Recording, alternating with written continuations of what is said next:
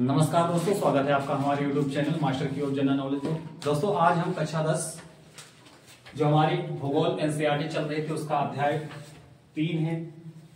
अध्याय का नाम है जल संसाधन। जल संसाधन अर्थात जल जो है संसाधन के रूप में किस प्रकार हमारे उपयोग में आता है, इस अध्याय में उसके बारे में हम लोग डिस्कस करेंगे। जल संसाधन, अगर इस पाठ के परिचय की बात करें तो इस पाठ का परिचय, जैसे कि हमें जल जो है प्राप्त होता है वर्षा से। वर्षा ही जल का माध्यम है। वर्षा जब होती है तो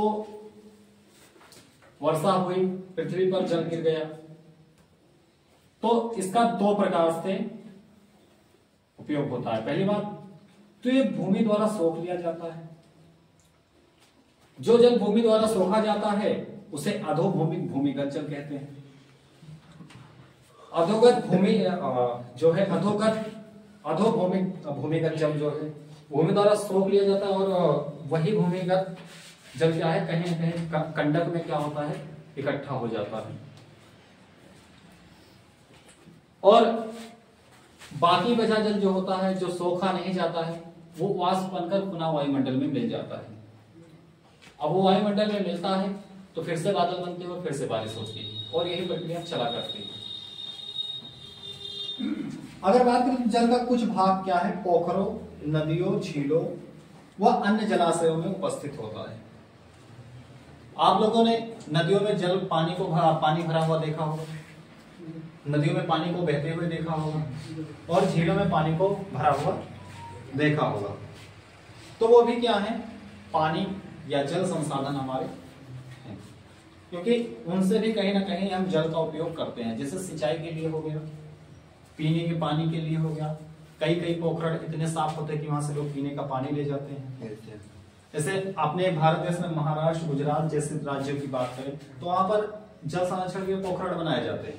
उसमें जब बारिश होती है, जल भर जाता है, वही जल किसके लिए, जानवरों के पीने के लिए या इंसानों के पीने के लिए उपयोग होता है। तो ये हमारे जल संसाधन पोखरों, नदियों और झीलों के रूप में या फिर अन्य जलाशयों के रूप में उपस्थित होते हैं। बाकी बचा जल ग्लेशियर के रूप में उपस्थित होता है। ग्लेशियर यानी बर्फ जो पहाड़ों पर जमी हुई होती है, उन्हें क्या कहते हैं, ग्लेशियर कहते हैं। वो थोड़े छोटे मोटे ग्लेशियर नहीं होते हैं, लगभग का 5-5, 10-10 किलोमीटर के ग्लेशियर होते हैं, जो क्या करते हैं, पहाड़ों पर जमे होते हैं। जो पर्वत श्रृंखलाएं हैं उनके ऊपर जमे होता है। जैसे हिमालय में बहुत सारे ग्लेशियर हैं जहां से बहुत सारी नदियां निकलती हैं। तो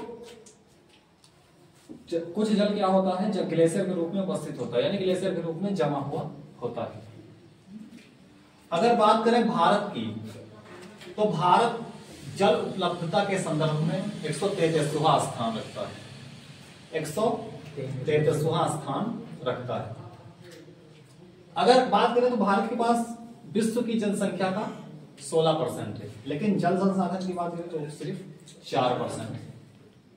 दुनिया में जितना भी जल पाया जाता है उसका 4% कहां पाया जाता है, भारत में पाया जाता है, लेकिन जनसंख्या 16% है।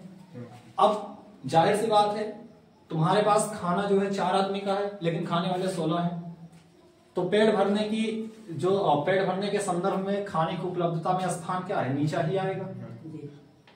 बाकी बात करें कनाडा जैसे देशों की, तो वहां की दुनिया का 90% जो है मीठा पानी जो है उपलब्ध है, और वहां पर यह स्थान पहला दूसरा होगा, हो सकता है पहला हो कनाडा का स्थान जल उपलब्धता के संदर्भ में।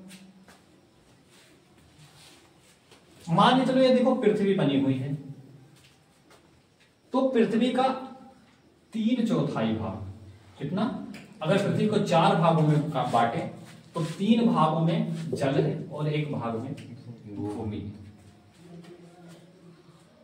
अब पृथ्वी पर इतना जल तो है 3/4, लेकिन ये पीने योग्य नहीं है, इसमें से कुछ ही पीने योग्य है। इस जल को 2 भागों में बांटा गया है। पहला है अलवणीय जल और दूसरा है लवणीय जल।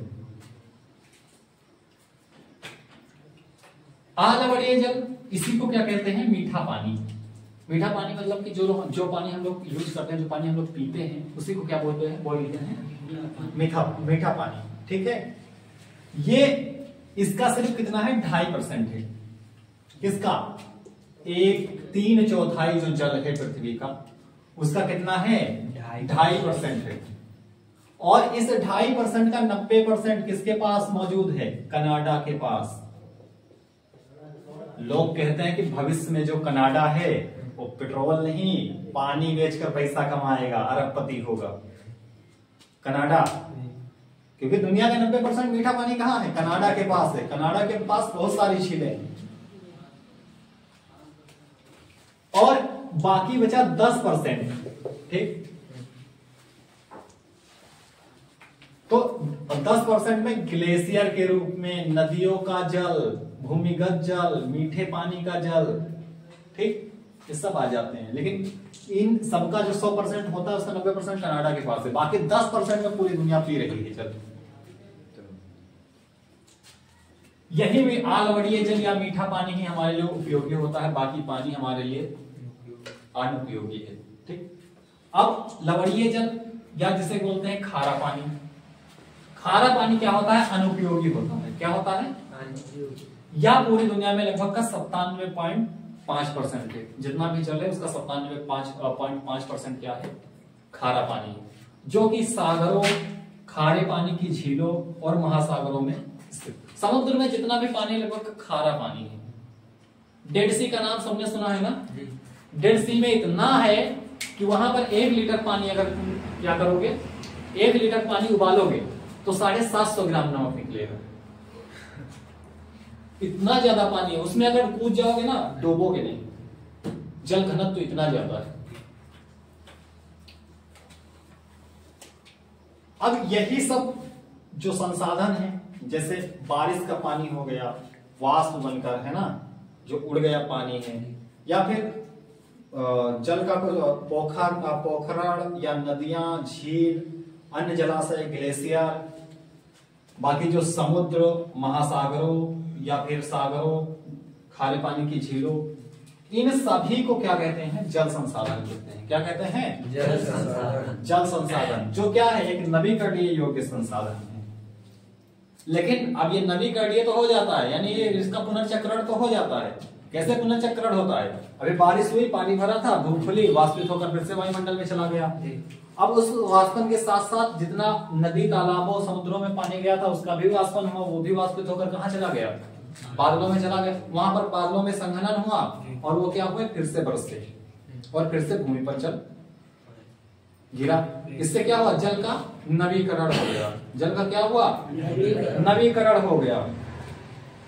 लेकिन अब इतना नवीकरण होने के बाद भी कई देश क्या है? जल संकट से जूझ रहे हैं। वहां आज भी पानी के लिए मारामारी है। बात करें सऊदी अरब, है ना, या फिर जितने भी अफ्रीकन कंट्री हैं, वहां पर पानी की बहुत किल्लत है। अफ्रीका या मध्य एशियाई देश जितने भी हैं, मध्य एशियाई देश में ईरान, इराक, ठीक, कजाकिस्तान, तुर्कमेनिस्तान, तजाकिस्तान, ये सारे देश मध्य एशिया में आते हैं। ये सब पानी के संकट से जूझ रहे हैं। अगर जल संसाधन का अर्थ समझना हो तो भूतल में, चाहे वो ठोस रूप में हो, गैस रूप में हो, द्रव रूप में हो, ये सभी जल क्या कहलाते हैं? जल संसाधन कहलाते हैं। चाहे वो वाष्प के रूप में वायुमंडल में हो, चाहे वो ठोस के रूप में ग्लेशियर में हो, चाहे वो द्रव के रूप में नदियों, तालाबों और महासागरों में हो, ये सारे जल संसाधन क्या कहलाते हैं? जल संसाधन कहलाते हैं। जितना भी जल है वो क्या कहलाता है? जल संसाधन कहलाते हैं। अगर भारत में देखें तो वर्षा से 4000 घन किलोमीटर जल प्राप्त होता है। इसका 45% जो है बहकर नदियों में चला जाता है और 22% भूमि द्वारा सोख लिया जाता है। लेकिन जैसे जैसे ध्यान को जैसे जैसे निर्माण हो रहा है, भूमि पर पक्की सड़कें बन रही हैं, नए नए निर्माण हो रहे हैं, मार्बल लोग लगवा रहे हैं द्वारे पर, अपने ईंटा लगवा रहे हैं, इससे क्या होगा? भूमि की शोषण क्षमता, जो जल शोषण क्षमता है वो क्या रही? घट रही। तो ये प्रतिशत और भी आगे चलकर घटेगा। क्या हो जाएगा? घट जाएगा। क्योंकि अब भाई कच्चे घर थे तो पानी को सोख लेते थे, लेकिन अब पक्के कहाँ सोखेंगे उधर? वो बहकर कहाँ चला जाएगा? नदियों में चला जाएगा। पक्की नालियां बना दी गई हैं, सोखे कोई चांस से नहीं बन रहा है। और बाकी बचा जल वाष्पित हो जाता है। क्या हो जाता है? वाष्पित हो। इस 22% जल का भी 60% किसमें उपयोग होता है? सिंचाई में उपयोग होता है। किसमें उपयोग होता है? सिंचाई। सिंचाई में उपयोग होता है।